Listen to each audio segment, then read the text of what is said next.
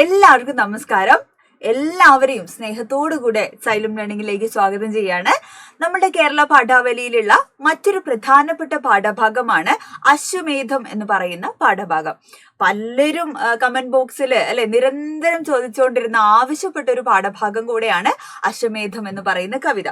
അപ്പൊ ഇത് ഒരു കവിതയാണ്, അതുകൊണ്ട് തന്നെ വൺ വേർഡ് ചോദ്യങ്ങൾ, അതുപോലെ എസ്സേ ചോദ്യങ്ങൾ എല്ലാം സാധ്യതയുള്ള വളരെ ഇമ്പോർട്ടന്റ് ആയിട്ടുള്ള ഒരു പാഠഭാഗം കൂടെയാണ് അശ്വമേധം. അപ്പൊ ഇതെന്താണ് എന്നാണ് ടീച്ചർ ഈ വീഡിയോയിൽ മക്കൾക്ക് പറഞ്ഞു തരാൻ ഉദ്ദേശിക്കണേ.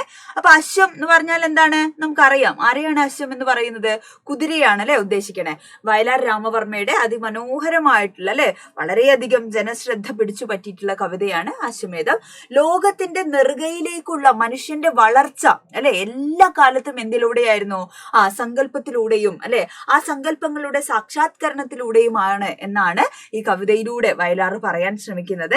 ഈ തിരിച്ചറിവിന്റെ അടിസ്ഥാനത്തിലാണ് അടിസ്ഥാനം എന്ന് പറയുന്നത് എന്താണ്? കലയാണ്. അപ്പൊ കലയിലൂടെയാണ് എന്ത് ചെയ്തത്? മനുഷ്യൻ ഈ കാണുന്ന തരത്തിലേക്ക് വളർന്ന് പന്തലിച്ച് നിൽക്കുന്നത് അവന്റെ സർഗശേഷിയിലൂടെ, അവന്റെ ക്രിയേറ്റിവിറ്റിയിലൂടെ അവന്റെ സർഗഭാവനയിലൂടെയാണ് അവനിങ്ങനെ വളർന്ന് പന്തലിച്ച് നിൽക്കുന്നത് എന്നാണ് വയലാർ പറയുന്നത് കേട്ടോ. ഇങ്ങനെ സർഗവൈഭവം എന്ത് ചെയ്തു? ഒരു പുതിയ യുഗത്തിന്റെ പിറവിക്ക് കാരണമായി ഒരു പുതിയ യുഗത്തിന് എന്ത് ചെയ്തു? തുടക്കം കുറിച്ചു എന്നാണ് പറയുന്നത്. ഓക്കെ, അപ്പൊ വയലാറിന്റെ അശ്വമേധം എന്ന കവിതയിലൂടെ സർഗശക്തിയുടെ ജൈത്രയാത്രയെ കുറിച്ചാണ് പറയുന്നത്. എന്താ ഇപ്പൊ ടീച്ചർ പറയുന്നത്? എന്താ ഈ സർഗശക്തി ജൈത്രയാത്ര എന്താണ് എന്നൊക്കെ നമുക്ക് ചിലപ്പോൾ സംശയം തോന്നാം അപ്പൊ സർഗശക്തി എന്ന് പറഞ്ഞാൽ എന്താണ്?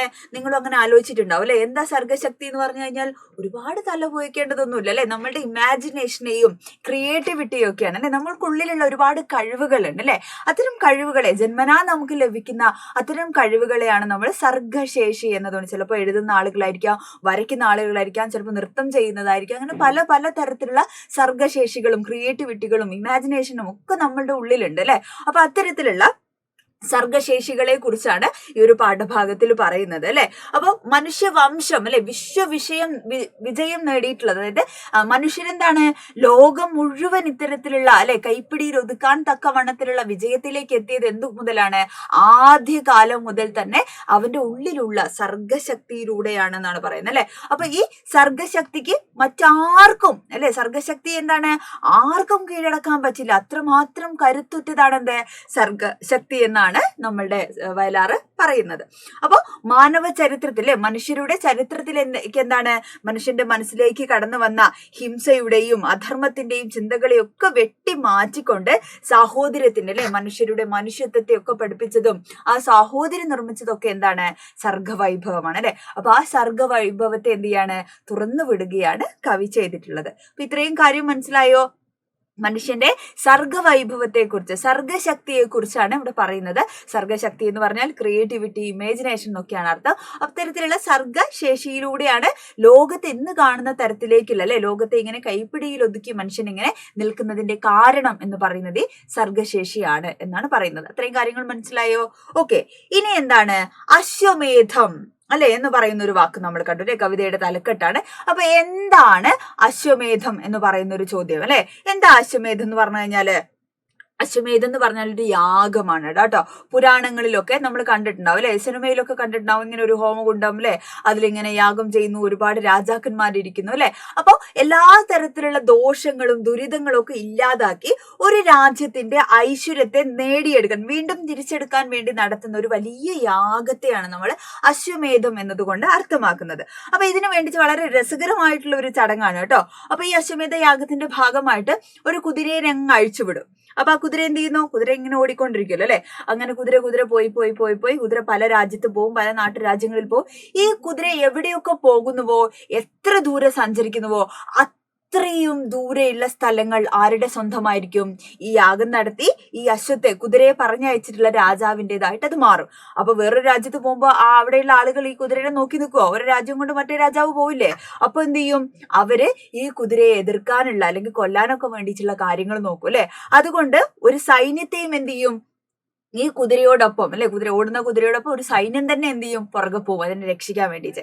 അങ്ങനെ ലോകം മുഴുവൻ കീഴടക്കും അല്ലെ. ഈ ഇങ്ങനെയുള്ള ഒരുപാട് രാജ്യം അതിർത്തികളൊക്കെ ആര് സ്വന്തമാക്കും, യാഗം നടത്തുന്ന രാജാവ് സ്വന്തമാക്കും. അതാണ് അശ്വമേധ യാഗം എന്ന് പറയുന്നത് കേട്ടോ.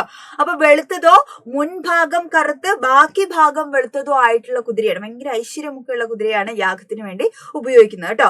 കുതിര എവിടെയൊക്കെ പോകുന്നുവോ ആ സ്ഥലമെല്ലാം യാഗം നടത്തുന്ന രാജാവിന് അവകാശപ്പെട്ടതാണ് അല്ലെ.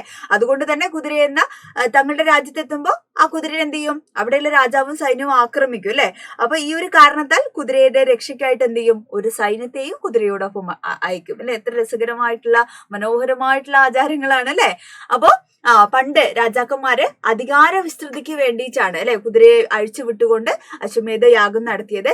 ഇപ്പൊ ഈ കവിതയിൽ എന്താ ഉദ്ദേശിക്കണേ, തന്റെ സർഗശേഷിയാവുന്ന അല്ലെ, തന്റെ ക്രിയേറ്റിവിറ്റി ആകുന്ന കുതിരയാണ് ഇവിടെ കവി അഴിച്ചു വിടുന്നത്. മനസ്സിലായോ? ഇവിടെ കവി എന്ത് ചെയ്യാണ്, എന്തിനോടാണ് സർഗശക്തി ഉപമിക്കുന്നത്, കുതിരയോടാണ്. അപ്പൊ ഇങ്ങനെയുള്ള അശ്വമേധ യാഗത്തിലുള്ള ആ കുതിരയോട് എന്തിനു ഉപമിക്കുകയാണ്, കവി തന്റെ ക്രിയേറ്റിവിറ്റി ഉപമിക്കുകയാണ് അല്ലെ. അങ്ങനെ തന്റെ സർഗശക്തിയാകുന്ന കുതിരയെ അഴിച്ചു വിട്ടുകൊണ്ടാണ് കവി എന്ത് ചെയ്യുന്നത്, അശ്വമേധം നടത്തുന്നത് അല്ലെ. അപ്പൊ എന്തിനു വേണ്ടിയിട്ടാണ് ഈ അശ്വമേധം നടത്തുന്നത്, ലോക സംസ്കാരത്തിൽ എന്ത് ചെയ്യാൻ വേണ്ടിയിട്ടാണ്, മാറ്റം വരുത്താൻ വേണ്ടിയിട്ടാണ്. മനസ്സിലായോ? ഇത്രയും കാര്യങ്ങൾ ക്ലിയർ ആയോ? ഇനി കുഞ്ഞു ചോദ്യങ്ങൾ ടീച്ചർ ചോദിക്കാം കേട്ടോ. അപ്പൊ അശ്വമേധം എന്ന് പറയുന്ന കവിതയിൽ കുതിരയായി സങ്കല്പിച്ചിരിക്കുന്നത് എന്തിനെയാണ്? കമോൺ എവരിബഡി, വേഗം കമന്റ് ചെയ്തേ അല്ലെ. എന്തിനെയാണ്, ഒന്ന് വേഗം പറഞ്ഞേ. ആരെയാണ് എന്തിനെയാണ് കവിതയിൽ കുതിരയായിട്ട് സങ്കല്പിച്ചിരിക്കുന്നത്? മനുഷ്യന്റെ സർഗശക്തിയെ അല്ലെ, മനുഷ്യന്റെ ഉള്ളിലുള്ള കഴിവുകളെയാണ് എന്തായി സങ്കല്പിക്കുന്നത്, ഇവിടെ കുതിരയായിട്ട് സങ്കല്പിക്കുന്നത്. ഓക്കെ, അപ്പൊ എവിടെ വെച്ചാണ് കവി അശ്വമേധം നടത്തുന്നത്? കവിത വായിക്കുമ്പോൾ വളരെ ഡീറ്റെയിൽ ആയിട്ടില്ലേ ഓരോ കാര്യങ്ങളും അതിൽ പറയുന്നുണ്ട് അല്ലെ. എവിടെയാണ് അശ്വമേധം നടത്തുന്നത്? വിശ്വ സംസ്കാര വേദിയിലാണ് അല്ലെ. എവിടെയാണ്?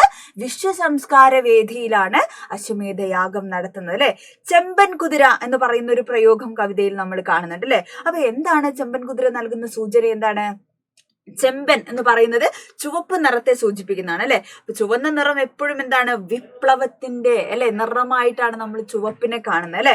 അപ്പൊ കരുത്തിന്റെ പ്രതീകമാണ് എന്ത്, ചെമ്പൻ കുതിര. അപ്പൊ മനുഷ്യന്റെ സർഗശക്തിയുടെ കരുത്തിനെ സൂചിപ്പിക്കാൻ വേണ്ടിയിട്ടാണ് ചെമ്പൻ കുതിര എന്ന് പറയുന്ന പ്രയോഗം കവി കൊണ്ടുവന്നിരിക്കുന്നത്. കോടി പുരുഷാന്തരങ്ങളിൽ കൂടി നേടിയതാണതിൻ സിദ്ധികൾ എന്ന് പറയുന്ന വരികൾ നൽകുന്ന ആശയം എന്താണ്? മനുഷ്യന്റെ സർഗശേഷിയുടെ പ്രകടനം എന്ന് പറയുന്നത് അല്ലെ. അത് കോടി പുരുഷാന്തരങ്ങൾ അല്ലെ, വർഷങ്ങൾക്ക് ആദിമ മനുഷ്യരുടെ കാലം മുതൽ തുടങ്ങിയിട്ടുണ്ട് ഈ സർഗശേഷി അല്ലെ. എങ്ങനെയാണ്? ഗുഹാചിത്രങ്ങൾ അല്ലെ, ഗുഹാചിത്രങ്ങളിലും മറ്റും പാത്രങ്ങളിലൊക്കെ അവര് വരച്ചിരുന്ന ചിത്രങ്ങളിലൂടെ എന്ത് തുടങ്ങിയിട്ടുണ്ട്, ആ സർഗശേഷി അല്ലെ. ഇന്നെന്ത് ചെയ്തു, അന്യഗ്രഹങ്ങളിലേക്ക് മറ്റ് ഗ്രഹങ്ങളിലേക്ക് വരെ സഞ്ചരിക്കാൻ വരെ പ്രാപ്തിയുള്ള നിലയിലേക്ക് ആര് വളർന്നിരിക്കുന്നു, മനുഷ്യൻ വളർന്നിരിക്കുന്നു അല്ലെ. അപ്പൊ കോടി ഒരുപാട് തലമുറകൾക്ക് മുമ്പ്, വർഷങ്ങൾക്ക് മുൻപാണ് എന്ത് ചെയ്തിരിക്കുന്നത്, ഇത്തരത്തിലുള്ള സർഗശേഷിയിലൂടെ മനുഷ്യൻ വളരാൻ തുടങ്ങിയത് എന്നാണ് കവി പറയുന്നത്. ആരൊരാളൻ കുതിരയെ കെട്ടുവാൻ, ആരൊരാളതിൻ മാർഗം മുടക്കുവാൻ. കവി ഇപ്രകാരം വെല്ലുവിളിക്കുന്നതിന്റെ അടിസ്ഥാനം എന്താണ്? ആരൊരാളൻ അല്ലെ, മനുഷ്യന്റെ സർഗശക്തിയാകുന്ന കുതിരയെ തളയ്ക്കാനോ അതിന്റെ മാർഗം മുടക്കാനോ ആർക്കും കഴിയില്ല അല്ലെ. അതിന് ആർക്കും സാധ്യമല്ല എന്ന് ആര് പറയാണ്? കവി പറയാണ് അല്ലെ. ആത്മവിശ്വാസത്തോടു കൂടിയാണ് എന്ത് ചെയ്യുന്നത്, അത്രയധികം അല്ലെ മനുഷ്യന്റെ സർഗശക്തിയിലുള്ള വിശ്വാസം ആർക്കുണ്ട്, കവിക്കുണ്ട് എന്നാണ് പറയുന്നത് കേട്ടോ. ഇനി എന്താണ് ചോദ്യം? പുത്തൻ അശ്വമേധം എന്ന പ്രയോഗത്തിന്റെ അർത്ഥധ്വനികൾ അല്ലെ, പുത്തൻ അശ്വമേധം എന്ന് പറയുന്നതിന്റെ അർത്ഥധ്വനി എന്തൊക്കെയാണ്? അപ്പൊ പുരാണത്തിലും ചരിത്രത്തിലും ഒക്കെ എന്തിനെ കുറിച്ച് പറയുന്നുണ്ട്? അശ്വമേധ യാഗത്തെ കുറിച്ച് പറയുന്നുണ്ട് അല്ലെ. അപ്പൊ അധികാരത്തിന്റെയും സമ്പത്തിന്റെയും അതീശത്വത്തിന്റെ ഒക്കെ ഒരു സിംബലായിട്ടാണ്, അടയാളമായിട്ടാണ് നമ്മൾ അശ്വമേധത്തെ നമ്മൾ കാണുന്നത് അല്ലെ. അപ്പൊ സർഗശക്തിയുടെ അതീശത്വമാണ് കവി ഇവിടെ നടത്തുന്ന അശ്വമേധത്തിന്റെ ലക്ഷ്യം എന്ന് പറയുന്നത് കേട്ടോ. സർഗശക്തിയുടെ അതീശത്വം അല്ലെ. ഇനി ലോകം വളരേണ്ടത് എന്തിലൂടെയാണ്? സർഗശേഷിയിലൂടെ അല്ലെ. അപ്പൊ അതിന്റെ അതീശത്വത്തെയാണ് ഇവിടെ അർത്ഥമാക്കുന്നത് അല്ലെ. ഇനി ചെമ്പൻ കുതിര എന്നതിന്റെ പ്രയോഗത്തിന്റെ അല്ലെ പ്രത്യേകത എന്താണ്? ടീച്ചർ നേരത്തെ പറഞ്ഞു തന്നു, കരുത്തിന്റെ പ്രയോഗമാണ് ചെമ്പൻ കുതിര. ആ കരുത്ത് അല്ലെ, ആ കരുത്താകുന്ന സർഗശക്തി കൊണ്ട് അല്ലെ, ആ കരുത്തിനെ എന്തുകൊണ്ട് ഉപമിക്കാണ്? സർഗശക്തി ഉണ്ട് അല്ലെ. അപ്പൊ ആ കരുത്ത് സർഗശക്തിക്കുമുണ്ട് എന്നാണ് ഈ പ്രയോഗത്തിലൂടെ സൂചിപ്പിക്കുന്നത് അല്ലെ. ആരുടെ മുൻപിലും തലകുനിക്കാതെ ശിരസുയർത്തി പായുന്ന കുതിരയെ നമുക്ക് കവിതയിൽ കാണാം അല്ലെ. അങ്ങനെ കണ്ണുകളിൽ ഉന്മേഷം, കാന്ത്രദർശിത്വം, കാലുകളിൽ ഉത്സാഹം, കീഴടക്കാനുള്ള വെമ്പലിനെയൊക്കെ സൂചിപ്പിക്കുന്നതാണ് അല്ലെ. അപ്പൊ ഇത്തരത്തിൽ വളരെ മനോഹരമായ രീതിയിൽ അല്ലെ അശ്വമേധം എന്ന് പറയുന്നത് വളരെ എന്താണ് ഒരുപാട് തലങ്ങളുള്ളൊരു കവിതയാണ് അല്ലെ. ഒരുപാട് ആഴത്തിൽ നമ്മൾ ചിന്തിക്കേണ്ടതായിട്ടുള്ള ഒരു കവിതയാണ്. അപ്പൊ ഇത്രയൊക്കെയാണ് കേട്ടോ. അതിൽ പഠിക്കാൻ വലിയതായിട്ടൊന്നും ഇല്ല അല്ലെ. ഇത്ര ലളിതമായിട്ട് നമുക്ക് മനസ്സിലാക്കാൻ പറ്റുന്ന കാര്യങ്ങളേ ഉള്ളൂ കേട്ടോ.